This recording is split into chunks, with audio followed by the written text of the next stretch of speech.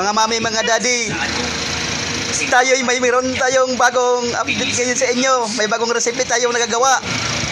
Yan mga mami, mga daddy. Hipon, no? Versus pusit. Mga hipon. Yan, hipon versus pusit mga mami, mga daddy. Ayan, no? Ayan, no? Ito yung pusit. Ayan, no? Mga pusit. Ayan, no? Yan. Ayan, no? Ito mga hipon, no? Ayan, no? Ayan. Ayan. Ayan. Yan, hipon naman. Ayan. Ayan, no? Hipon. Oh. Ayan, hipon. Tapos, ayan, pusit. Ayan. Ayan. Yung hipon, pinagsasama.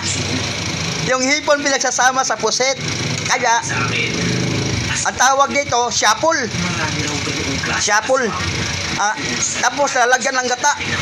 Yung hipon at pusit, nilalagyan ng gata.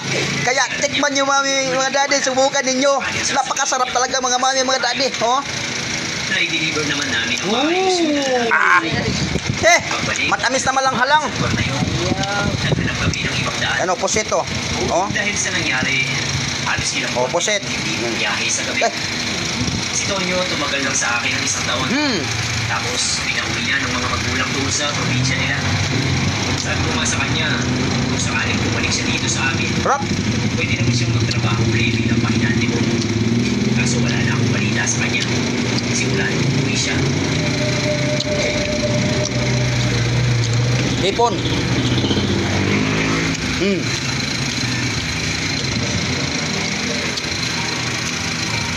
Excuse me po.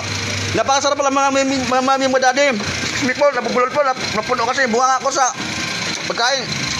Ang pusit, ipagsasama mo yung pusit at yung hipon, lagyan mo ng gata. Napakasarap pala talaga mga mami, mga daddy. Yan, napakasarap.